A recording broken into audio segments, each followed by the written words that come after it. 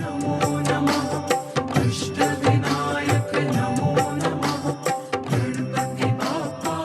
everyone and welcome to Keen on Yoga, a single podcast from me again today. And it's going to be on the legacy of Krishnamacharya. I know I've talked a lot about that recently, but I think it's important to understand the context around the modern practices we're doing. And they really do centre around the figure of Krishnamacharya and what he was doing and what we're doing now. And perhaps understanding the discrepancy and the similarities between the two things is going to help us better refine and make more effective our approach to modern practice. Anyway, before that, I'd just like to invite you to my Goa retreat. I'm doing a month in Goa this year at Purple Valley Yoga, and that'll be in November for a month. 2 weeks with Daniel Simpson and 2 weeks with Magnus Frith leading the meditation. Daniel's doing the philosophy, of course. And then Malaga at Christmas, a Malaga retreat over the Christmas. If you can get away with your family, get away from your family, or with your family if you wish, to the beautiful and sunny. It's a beautiful sunny. I mean, it doesn't feel like Christmas at all, or at least it's a Christmas in the sun. And Malaga is just a beautiful place to spend a very different Christmas, doing a bit of yoga and also talking with me this time about philosophy and all other stuff that we do bring up in those retreats. So anyway, hope to see you there, or if I don't, maybe I'll see you online, or just keep in touch. Write me a message anytime you want. Let me know what you think, your feedback. Keep it polite. And I'd love to, I'd love to have a chat with you. Anytime you have something comes up into your mind, this is a two-way street, and in no way attempt to offer you conclusions on answers, on knowledge, but rather just raise more interesting conversation points, raise more ideas. That's the purpose, anyway, of the podcast and of all my work, really. Yeah. So, without further ado, Krishnamacharya. Now, I don't assume to get everything right. Again, this is a particular perspective, my perspective on the situation, and please feel free to tip in on the comments at any point. So, undoubtedly, Krishnamacharya is the father of modern yoga. Right? Why? Probably mainly because of his two fundamental students, Pattabhi Jois and BKS Iyengar, that popularized his teaching by referring to him as the guru, and that they learnt from him. On the other hand, Pattabhi Jois and Iyengar, BKS that is, taught very differently to what they learnt from Krishnamacharya. In fact, BKS really taught in a singular way opposed to what he learnt, in a sense, from Krishnamacharya. But maybe you know, maybe you don't. Krishnamacharya started teaching in the Mysore Palace in 1934. Also, his popularity was through the exposure at the Mysore Palace, where he was asked by the Maharaj of Mysore to give yoga demonstrations, which he did, and many notable dignitaries were passing through at the time in Mysore, Western and Indian. Even Vanity Fair came and took pictures of Krishnamacharya and his young band of troops performing yoga asanas. So he got exposure then, yeah. But he wasn't the first. I mean, way before that, in 1918, if we think about 1934 being Krishnamacharya's his opening of his shala in the Mysore Palace, and 1918 being Sri Yogendra's first yoga class at Vasudha Beach in Mumbai, in a suburb of Mumbai, a beach suburb. That's a long time. That's a long time before Krishnamacharya. So why isn't Sri Yogendra, in a way, the father of modern yoga? Because indeed, he also joined up his postures in the end in a connective sequence. Yeah? He didn't coin the term vinyasa, but he certainly didn't teach static asana, as was the case pre-20th century. What I like to call these modern yoga teachers that come at the start of the 20th century, Krishnamacharya, Sri Yogendra, Kavalyananda, to name a few, they're really defined by this presentation of yoga asana as a moving form, as a moving form of postures linked together in certain formulaic way, whereas previously to the 20th century, what I've suggested is that we find asana, for sure, somewhat dynamic, definitely challenging asanas are there, but not as a whole practice linked together in a formulaic way. But what was it that made Krishnamacharya's teaching so striking, so influential? Well, and some say Kavalyananda, Most people haven't heard of him, and Sri Yogendra, who really was the first modern yoga teacher, because he was teaching the very first classes to the general public for a fee. Yeah, it wasn't a guru, wasn't in an ashram, wasn't in a Himalayan cave. But yet they don't get so much, almost any notice compared to Sri Krishnamacharya. Well, undoubtedly, really, it was the presentation of Krishnamacharya at a later date, I think, by Pattabhi Jois and BKS. And again, both of them didn't quite teach what they got taught at the Mysore Palace. So in the first place, there's a slightly different context going on, because in the Mysore Palace, what Krishnamacharya was paid, basically, he was paid to teach by the Maharaj of Mysore. Yeah, the Maharaj of Mysore wanted his family and his extended family to learn yoga, because yoga was becoming popular through the likes of Sri Yogendra. Yeah, it was already somewhat popular, so he employed Krishnamacharya as a private yoga teacher to the royal family. But what he employed him to teach was a dynamic form. He didn't employ him to teach the set sequences of Pattabhi Jois. In fact, Krishnamacharya didn't teach set sequences. Pattabhi Jois indeed suggested he did, as I think, well, obviously, BKS Iyengar claimed that he learnt from Krishnamacharya, which he did. But certainly BKS's his system is very different to Krishnamacharya's, in as much as it's very static asanas held for long periods of time, with an emphasis on alignment that we don't find in Krishnamacharya whatsoever. Yep. So both of these modern teachers, when they present what they were taught by Krishnamacharya, don't present the same thing as Krishnamacharya taught them. And that's interesting. I mean, Iyengar yoga we have to leave aside, because that's not our specialism, being Ashtanga yoga here, myself and the podcast, essentially. But with Ashtanga yoga, we really find this idea with Pattabhi Jois that, well, the set sequences were what he was taught at the palace, and vinyasa, when Krishnamacharya employs the term vinyasa, which really defines his teaching, defined on this idea of entering and exiting a posture in a certain way.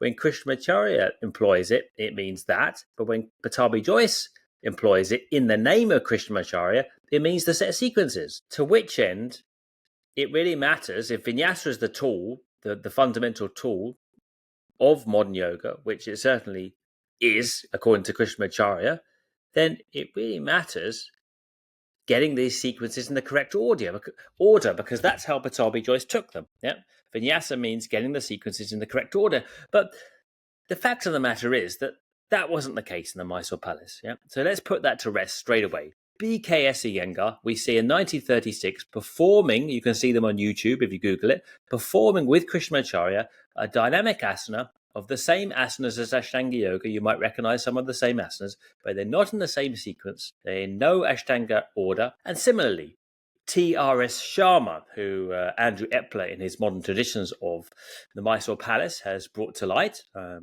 practiced and is still alive and practiced with Krishnamacharya in the palace. He was one of those young boys. In fact, he was the boy that was stood on in Kapotasana, famously. Right? Apparently said it didn't hurt at all. Moving on. And he said that what he said particularly was, at the start, we all had to start, all the boys, with Surya Namaskar. But after we did Surya Namaskar as the warm-up as such, we were free. We were free to do our own sequences, which coincides with the basic ideas of Krishnamacharya, which we can find in some of his books, his later books, or the teachings of Desikachar, who really was the mouthpiece of Krishnamacharya's later teachings. And Krishnamacharya's teachings were based on three things: yoga to the individual, i.e., it wasn't set sequences, yet every individual should be treated as such and given the yoga as such. Posture, counter posture. Again, we don't really find that in Pattabhi Jois's Ashtanga yoga. Every posture is followed by a counter posture. And we can see that if we look in the Yoga Karunta, Krishnamacharya's first book, that every posture in his example sequence at the back, which isn't the Ashtanga ones again, is really posture, counter posture, posture, counter posture. And the third thing is vinyasa krama, that the sequences build intelligently. Yep, so they start from a gentle postural bent, as it were, and they gradually build to a crescendo, and they gradually build to an ending. They descend, they ascend, and they descend. Vinyasa krama, an intelligent sequencing, which somewhat is the case with Pattabhi Jois's sequences. That would be argued. Some people will argue it's perfectly intelligent and builds perfectly, and other people, probably myself included, would say that, I'm not sure about that. There's certain things which suddenly come out of the blue and then they change. First of all, you're doing a forward fold and then you're suddenly changing into a back bend. And, well, I mean, just look at the primary series. It does all the forward folds and then suddenly out of nowhere, this back bend at the end, which makes no sense. It's certainly not Vinyasa Krama. Anyways, so what I'm saying here is that the way that Krishnamacharya is presented to us is different to his original teaching. So when we look at his legacy, the way that his teachings are framed now, it's not exactly, I hesitate to say the word correct, but I mean, because a legacy is a legacy, but it's an interpretation of Krishnamacharya, which is different to the context of what he was teaching then. And of course, we can't omit to mention that Krishnamacharya was teaching young boys between 12 and 18 years old, roughly. So they were boys, they were young, and they were demonstrating that, part of the job spec that Krishnamacharya got at the time was do these yoga demonstrations, right? And you don't refuse the Maharaj of Mysore, one of the most wealthy men and most powerful men in the world at the time. Yeah. And Krishnamacharya certainly needed the money. For whatever reason, he'd fallen on hard times. He had a big family, and he was a coffee plantation worker previously. I mean, not worker, supervisor. This is a guy who's got many, many degrees, and he should have. He was in line to take over a big monastery, a big math in Mysore. A very, very eminent and learned man, reduced to being a supervisor. So let's say that Krishnamacharya probably wanted the job and adapted his teaching accordingly. And that was to make yoga spectacular in part, to make yoga, and it captures the imagination. So his legacy, because his legacy is defined by this spectacular, demonstrative, performative yoga. And of course, we say these days, yoga isn't about performing, right? And so, but actually, it very much was at the time. Krishnamacharya had to make these yoga demonstrations interesting, fun, and spectacular for the Maharaj of Mysore's guests. Yeah, and he was a very respectable, famous and powerful people passing through Maharaj of Mysore's courts, and they needed to be wowed by these yoga demonstrations, right? They needed to be moving, they needed to be visually, impressive, and Krishnamacharya fulfilled that. But then as soon as he left, and so we look at his teaching period, really the teaching period which defines his legacy, again, is super short. I mean, 1934 to 1948, he finishes at the palace in 1948. Balance of power shifts after Indian independence, Faraj. So the balance of power shifts. The Maharaj of Mysore dies, I believe. And then and during that time, and a new Maharaj of Mysore takes over, who isn't interested, and they don't have the money, the budget, or the standing, the social power anymore to keep on this yogashala in the palace. So Krishnamacharya has to go elsewhere. He has to pack up his family and then move to Chennai, where he takes on a job there. And at that time, he doesn't teach at all the same way. And that's for most of his life. I mean, a lot of his life anyway. He moves to Chennai when he's age 60, right? So that's already quite old. But of course, he lives to the age of 100, right? 99, but I think roughly 99. But the family say 100. another little story around Krishnamacharya. There's many stories. We'll get onto them in a minute. So he lives many, many years longer. Right? And at that time, as I spoke to Gary Kraftso of Vini Yoga, so one of Desikachar's students, right? So in Chennai, when Krishnamacharya is teaching, he teaches with his son, Desikachar, who he's taught, and they establish Vini Yoga. And there's people like Gary Kraftso and others who head up Vini Yoga, And they say, I mean, Gary said to me on the podcast that really Krishnamacharya taught completely differently that time. He didn't teach dynamic or particularly strenuous asanas. What he taught then, he called, and this is Krishnamacharya calling it, yoga for joint stability. So a much more therapeutic asana basis that really probably wasn't that spectacular or performative.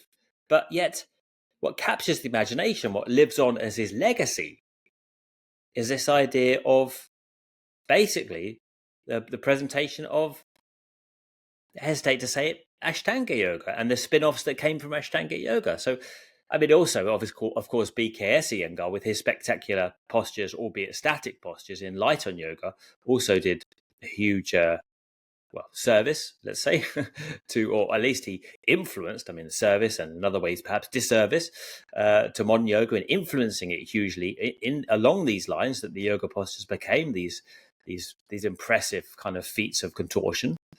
Yeah. But that period was of Krishnamacharya's in the palace was what, 34 to 48. So if my math serves me correctly, 14 years. Took me a while. And the rest of his life, he's teaching very differently. Yeah. But so the legacy is an interesting one, right? What he actually taught and his legacy, what lives on, is very different. And of course, then a great deal of that legacy is based on Pattabhi Jois and what Pattabhi Jois said about that time period when he was taught by Krishnamacharya, because Pattabhi Jois's Ashtanga Yoga became preeminent in the 90s, it became very popular. And latterly, of course, although its popularity has somewhat waned, I think we can say, in the recent years, Ashtanga Yoga gave birth to all kinds of other spin-offs, let's say, from Ashtanga Yoga, be it rocket yoga or power yoga, hot yoga, variations. Of course, Bikram had a hand in that too. Vinyasa yoga, the generic Vinyasa yoga, probably fairly reasonable to say, mainly comes from Ashtanga yoga. So a lot of the modern styles of yoga really come from Ashtanga yoga, which is a certain presentation of the teachings of Krishnamacharya by Pattabhi Jois. And also this idea in Ashtanga yoga, which is an incorrect form. How can I say it? An incorrect presentation of Krishnamacharya's teaching, in that he never taught the sequences. Yeah. So, and that makes a difference, right? I think, for us in Ashtanga yoga, because we say our system is based on Krishnamacharya, but of course, Ashtanga yoga is defined by sticking to the sequences in a very, very particular and rigid way. And Krishnamacharya had groupings. He had groupings of asanas. We can see in the Yoga Sangalu, his second book, authored in 1948, I believe, Yoga Sangalu, where at the end of the book, he's got primary, intermediate, and advanced asanas, and they're all the asanas of the primary, intermediate, and advanced sequences, but in no order, in a jumbled order. And I guess, as we see him with BKS Iyengar in that 1936 video, putting them together in different ways. Yeah, to many extents. Why not? Because his understanding, this is Krishnamacharya's understanding of vinyasa, is that you enter and exit a posture with a certain formula of movements. So in that sense, it's methodical, it's very conscious, and those asanas can then be linked up into different ways to create different variations upon a theme, a ritual theme. Yeah. So, although I can't find an immediate segue into the next aspect of the legacy, is the elephant in the room. Where, I shall say again, did Krishnamacharya get these postures? Because pre-20th century, yes, there's similar asanas, but then they're often called different names. So the asanas that we might know, or so-and-so name is pre-20th century in a traditional Hatha Yoga text is not called the same name. It looks a bit different. And then many of the asanas simply aren't there whatsoever. They're simply new asanas that we've never seen before in any pre-20th century situation or text prior to Krishnamacharya. Yeah? I think that if we look at the most important text pre-20th century, first of all, the Sri Tattva Nidhi, which you can listen more about. A bit of a tongue twister there. Norman Soyman's podcast with me, we talk about the Tattva Nidhi and his photographing of the Tattva Nidhi, the text in the Mysore Palace Library that he originally thought, or the hypothesis of Norman's was that Krishnamacharya borrowed a lot of the postures from. Yeah, but the postures are quite different, many of them. And now we have another text, the Hatha Abhyasa Paddhati, which is probably going back another 100 years. So if the Tattva Nidhi was authored in around the 1850, and the Paddhati was probably in the 1700s, sometime in the 1700s. We haven't got an exact date, showing more asanas, and seeming to suggest that there's certain ways of connecting the asanas up. But again, I think that the amount of postures that are shared with Krishnamacharya's postures, and the Hatha Abhyasa Paddhati's postures are still fairly minimal. I mean, things like upward, downward dog don't even exist, really. So Krishnamacharya, for want of a better word, was an innovator. He was a genius. He was an innovator. He was highly qualified intellectually.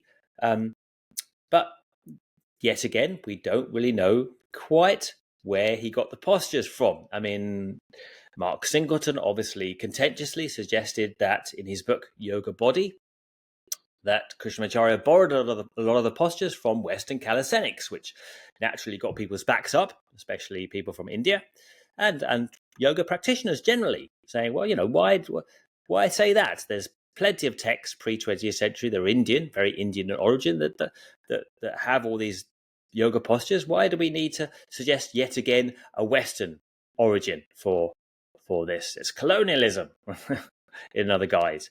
Well, yes and no. I mean, reasonably speaking, we can say that Krishnamacharya was definitely highly influenced by texts that in the Mysore Palace Library, which he would have had access to, the Hatha Abhyasa Paddhati and the Sri Tattvanidhi being a couple of them, and there were others. But then again, there was a bodybuilding gym next door to Krishnamacharya. The Maharaj of Mysore also employed a bodybuilder to teach at the palace, and that bodybuilder, K.V. Iyer, also worked with a yoga teacher, a very early yoga teacher before Krishnamacharya, called Sri Sundaram, Sitharam Sundaram, who taught the bodybuilders some basic asanas. So there was all this stuff going on, a hybrid of bodybuilding, asana, and also traditional Indian military drills, which were also borrowed from the British, of course, because the British had gone in there and taken over the Indian armies and introduced Western calisthenics to train the Indian armies, and along with probably indigenous forms of training in the Indian army, which was made up mainly of sepoys, Indian soldiers, because there were plenty of indigenous forms of training other than yoga as well.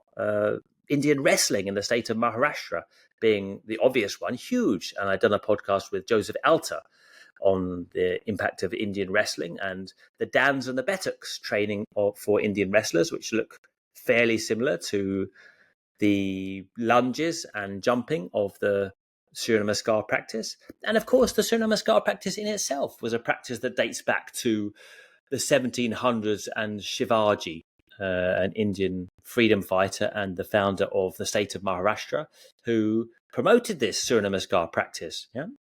And Krishnamacharya took all these influences along with circus.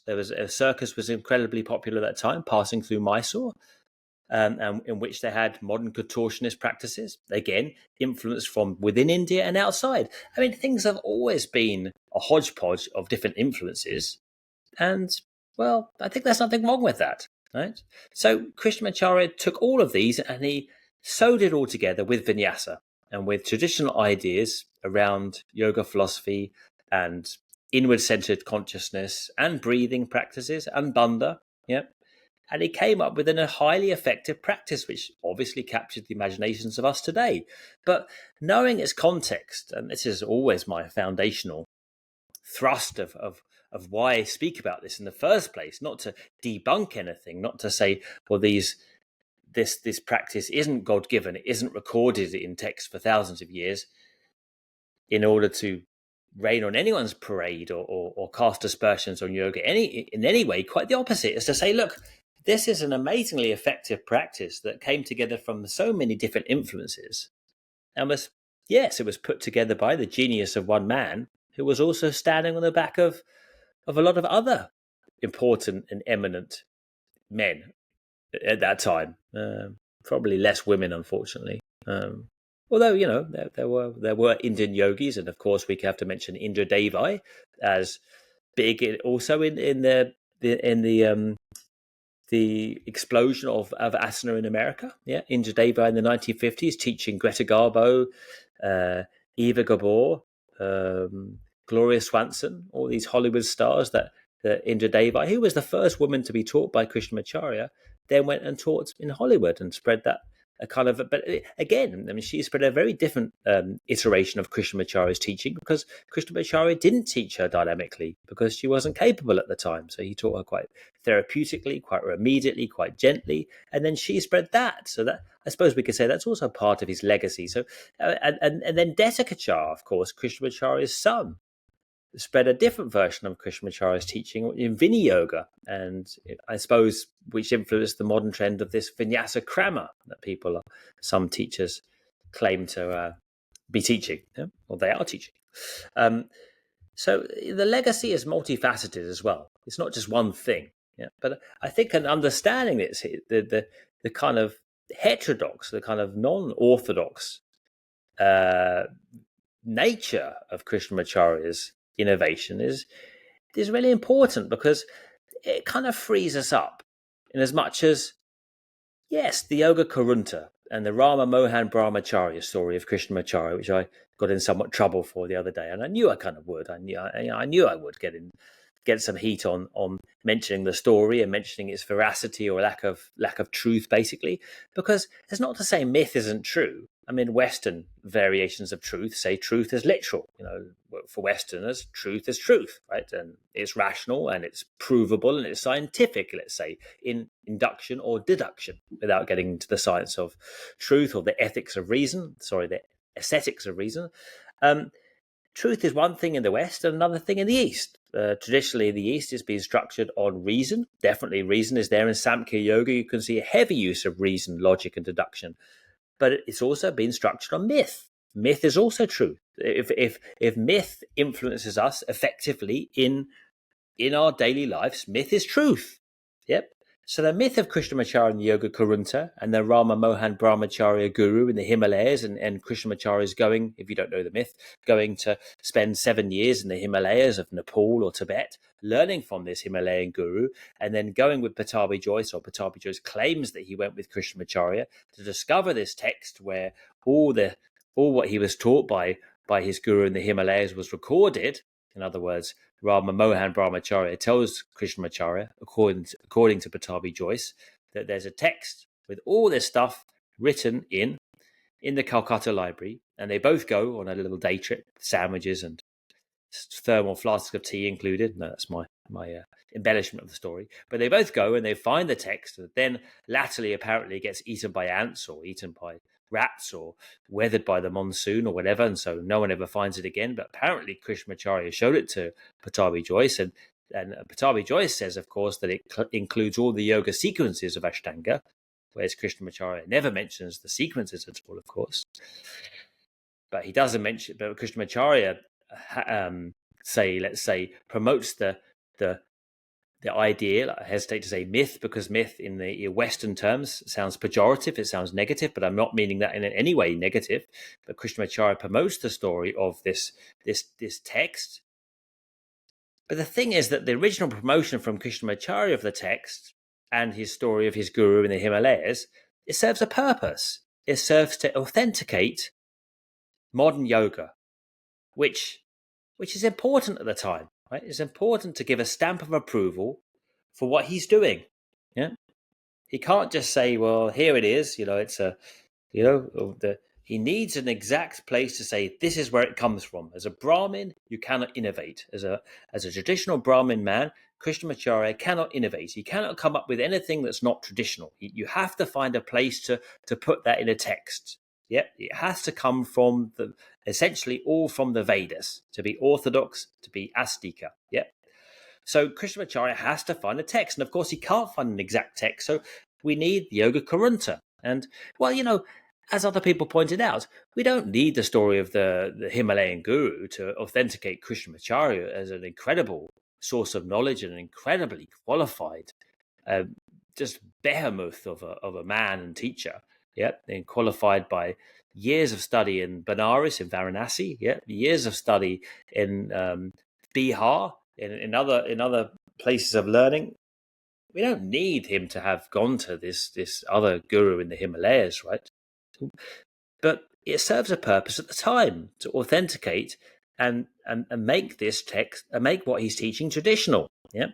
which is also important because if you look at the political context of what's happening in the 1920s, 30s, 40s when Krishnamacharya is teaching, is that we've got this undercurrent of India struggling for independence against the British. So we need yoga to be very old, to be absolutely categorically Indian of nature, to come from unquestionable sources, to not be mingled with anything other than Indian tradition. All these are important aspects of the truth at the time.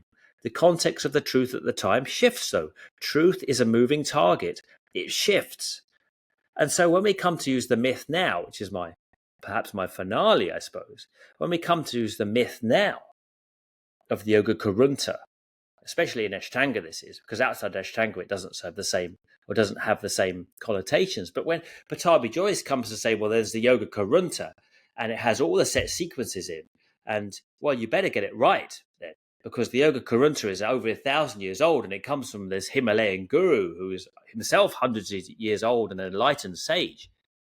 Well, then, you're not going to make a short form out of Ashtanga, are you? You're not going to vary the posture, even if it hurts you to do the posture. You're going to break yourself to get the truth of the embodied truth of the sequences, because the sequences are God-given almost. The sequences are absolutely imperative to get exactly right because they're all contained in this gospel, which is not the way that really Krishnamacharya intended it to be. Right? And again, there was a context around his explanation at the time. But of course, Pattabhi Jois's presentation of the legacy of Krishnamacharya as it carried on was that there's this very rigid interpretation of Krishnamacharya's method, which is very, very deeply traditional and has to be stuck to exactly. Otherwise, if you get it wrong, then nothing happens. It's no good. Yep.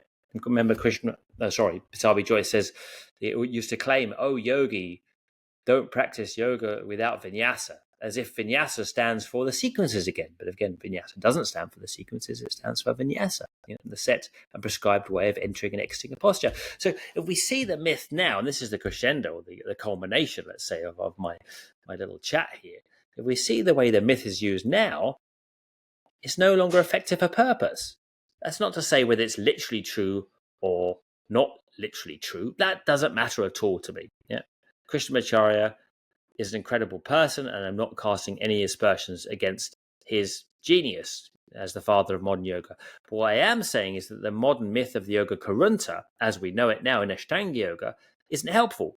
But outside Ashtanga yoga, of course, the Karunta story and the Rama Mohan, it's a beautiful story, a beautiful, let's say, myth in the positive sense, that it's a truth that inspires and motivates and further embellishes and develops the context of Krishnamacharya's teaching. But in Ashtanga yoga, it doesn't. In Ashtanga yoga, I think it limits the evolution of Ashtanga yoga. It rigidifies the way that we teach it. It concentrates too much on the set sequences and getting them exactly right, without any leeway for personal interpretation in terms of particular bodies and the way that people need to do things. And of course, this is only compounded by the fact that these postures in the first place, we have to remember, were taught to young boys, very young, very, very young, and not in the set sequences. Okay? So anyway, the legacy and the way that this whole thing is spinning out has some need perhaps to widen that net of the legacy and look more deeply at the context, because the context isn't the same context as we have today. And as I said, the context of truth shifts, and we need to recognize our modern context and the context and the needs of truth then, and also the way that this story plays out and the different nuances of Krishnamacharya's legacy. Because, of course, again, as I mentioned before, his legacy is very much, in Ashtanga yoga at least, and I think outside somewhat, to do with this very performative kind of style of yoga that he taught in the Mysore Palace. But of course, most of Krishnamacharya's teaching was very different. Anyway, I guess that's me for today. half an hour of waffle, and I hope you've enjoyed some of it. And if you haven't enjoyed all of it, then, well, please don't let me know. or let me know politely, as I said. I'm very sensitive at heart. And yeah, I hope to see you. I hope to see you on one of these retreats, and we can discuss this more. And we'll do some asana, as I say, and some philosophy. And we'll have more time to talk all this stuff through, because, how we do the practice matters. As Pattabhi Jois used to like to quote the Yoga Sutra. There's a particular Yoga Sutra of Patanjali. I can't remember. I think it's 112, where Patanjali says, the yoga practice needs to be done. The yoga practice that's firmly rooted, that's drudha bhumihi, that's firmly rooted, needs to be done consistently. Yep, for a long time. Yep. And with the right attitude. Yep. So consistency we've got. Long time, yeah, we're up for that. But with the right attitude, it all matters how you approach it. And how you approach it is to do with context and building up your own context, which is to do with your own myths, really, building up our own structure of myths around practice and around the history of practice and what it means for us. Anyway, I hope you have a great week, and I'll join you again next week with another guest. Bye for now, from Keen on Yoga.